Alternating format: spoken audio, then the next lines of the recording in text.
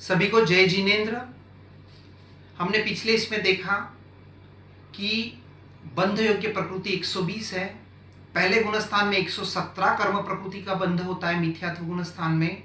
वहां पे मिथ्यात्व की वजह से आहार द्विक और जीना नाम का बंध नहीं होता है। याद रखने की ट्रिक आज ही, तीनों प्रकृति का अबंध है। पहले गुणस्थान से दूसरे गुणस्थान में जाते वक्त 16 कर्म प्रकृति का बंध विच्छेद हो जाता है। याद रखने की ट्रिक, जा स्थान न आ। दूसरे गुणस्थान में जीव 101 कर्म प्रकृति का बंध करता है। जा जाति चौक, स्था स्थावर चौक, न नपुंसक चौक, न नरक त्रिक और आतप।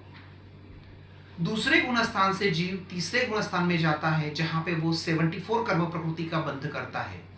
यहाँ पे टोटल 27 प्रकृति कम हुई, जिसका ब्रेकअप है 25 प्रकृति का बंध विच्छेद और 2 प्रकृति का अबंध।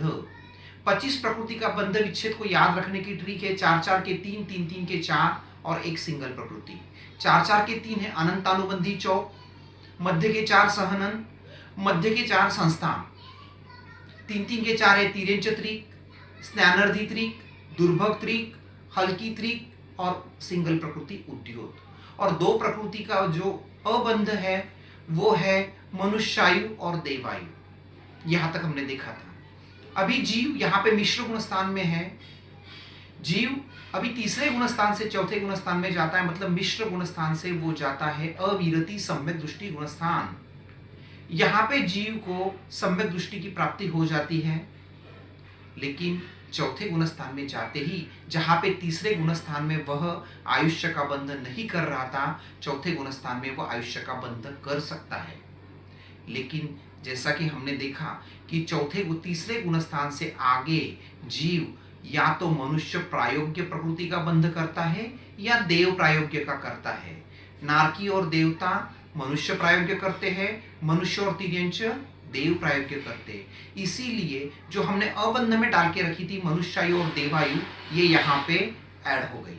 इसके साथ में हमने पहले गुणस्थान में जीन नाम को भी अबंध में डाल के रखा था, तो वो भी चौथे गुणस्थान में ऐड हो जाएगी। तो टोटल 3 प्रकृति ऐड हो जाएगी, 74 + 3, जिसमें याद रखने की ट्रिक जीम दे, जीन नाम मनुष्यायु देवायु। तो चौथे गुणस्थान में जीव 77 कर्म प्रकृति का 77 प्रकृतियों का बंध करता है। अभी जीव एक गुणस्थान और ऊपर गया, अविरति सम्यक दृष्टि से देशवीरति श्रावक गुणस्थान बन गया।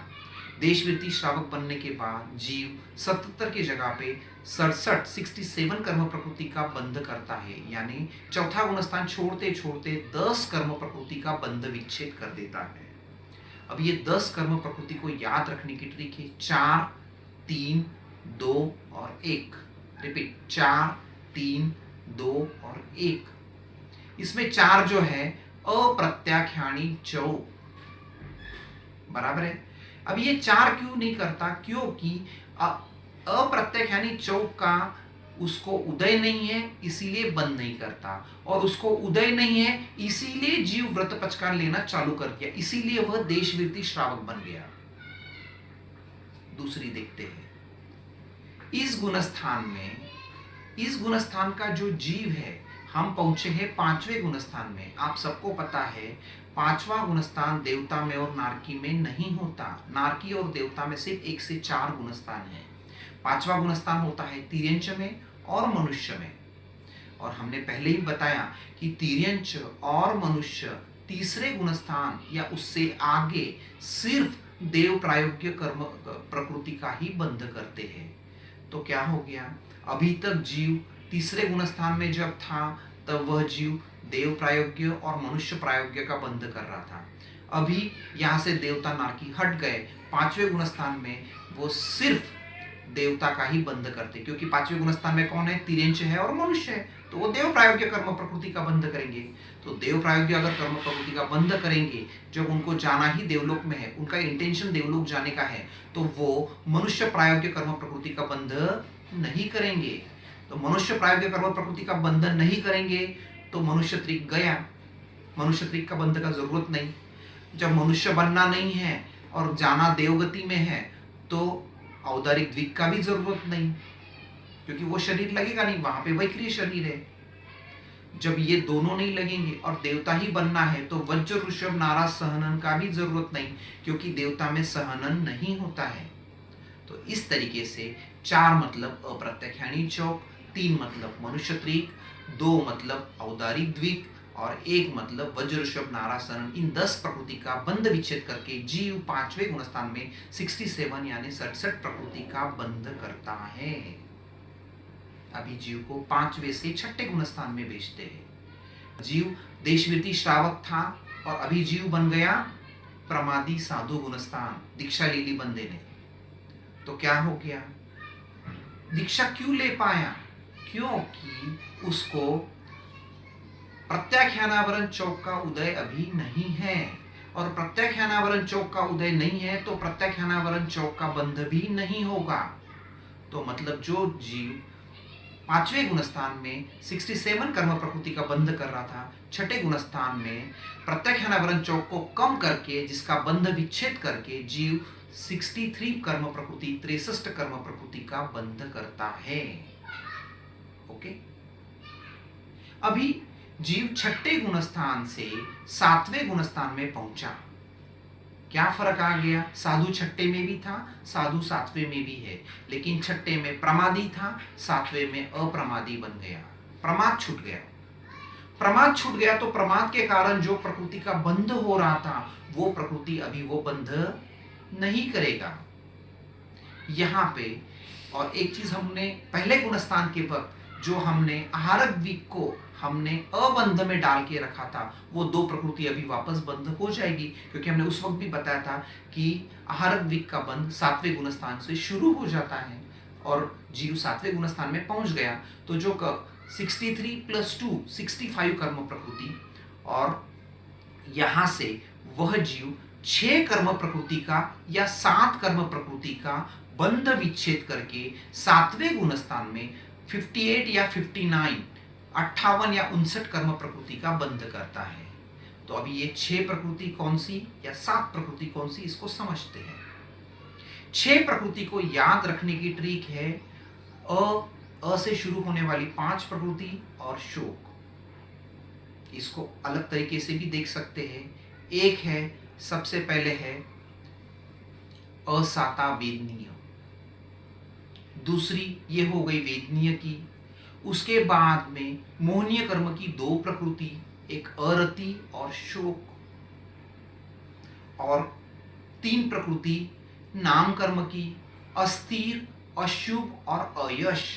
आई रिपीट, अस्थिर, अशुभ और अयश। तो ये हो गई टोटल 6 कर्म प्रवृत्ति, जिसका बंध जीव सिर्फ प्रमादी अवस्था में करता था। और जीव चूंकि अभी 7वें गुणस्थान में पहुंच गया है और यह उसकी अप्रमादी अवस्था है, तो यहाँ पे इन 6 प्रकृति का वह बंध विच्छेद करता है, इनका बंध नहीं करता, और वह जीव 59 कर्म प्रकृति का बंध करता है। अभी 58 क्यों दिया ऑब्लिक में? तो 58, अगर वो 59 की जगह 58 करेगा तो वह देवायु का भी बंध विच्छेद कर देगा, मतलब देवायु का बंध 7वें गुणस्थान में नहीं करेगा। अभी इसको समझते हैं ये कैसे आया। जीव आयुष्य का बंध प्रमादी अवस्था में ही करता है, याद रखना। जीव आयुष्य का बंध या बंध की शुरुआत प्रमादी अवस्था में ही करता है, अप्रमादी अवस्था में आयुष्य की बंध की शुरुआत नहीं करता। तो प्रमादी अवस्था के गुणस्थान है 1 से लगा के 6। तो जीव आयुष्य का बंध अगर शुरू करना है तो 6ठे गुणस्थान तक ही कर सकता है, उसके आगे नहीं। लेकिन बंध की प्रक्रिया जो है वो एक समय में कंप्लीट नहीं होती, उसको टाइम लगता है। तो यहाँ पे 2 पॉसिबिलिटी तैयार हो जाती है। एक, आयुष्य का बंध शुरू किया 6ठे में और कंप्लीट हो गया 6ठे में, पहली पॉसिबिलिटी। दूसरी, आयुष्य का बंध शुरू किया 6ठे में और कंप्लीट हो गई 7वें में, मतलब कंप्लीट करते करते जीव 6ठे से 7वें गुणस्थान में आ गया। अगर 6ठे में शुरू किया और 7वें में आ गया तो जो हम 59 बोल रहे हैं वो सही है, क्योंकि देवायु का बंध विच्छेद 6ठे में नहीं हुआ। लेकिन अगर 6ठे में शुरू होकर 6ठे में खत्म हो गया तो देवायु का बंध विच्छेद भी उन 6 प्रकृतियों के साथ में 6ठे गुणस्थान में हो जाता है। और इसीलिए हमको 6 के जगह 7 माइनस करने से 59 की जगह पे वह 58 आ जाता है। ओके, अभी इसमें देवायु ही क्यों लिया, बाकी की 3 आयु क्यों नहीं ली? तो बहुत सिंपल है, हमने नरक आयु पहले गुणस्थान खत्म करते करते ही खत्म कर दी थी, तिर्यंच आयु दूसरा खत्म करते करते ही खत्म कर दी, बाद में चौथा गुणस्थान खत्म होने के बाद हमने मनुष्य आयु भी खत्म कर दी, तो बची सिर्फ देवायु थी जो अभी खत्म हो गई। इसको अभी वापस एक बार शॉर्ट में रिवाइज करते हैं। हमने देखा चौथे गुणस्थान में जीव 77 कर्म प्रकृति का बंध करता है, पांचवें गुणस्थान में 67 कर्म प्रकृति का बंध करता है, 10 कर्म प्रकृति का बंध विच्छेद चौथा गुणस्थान छोड़ते छोड़ते हो जाता है।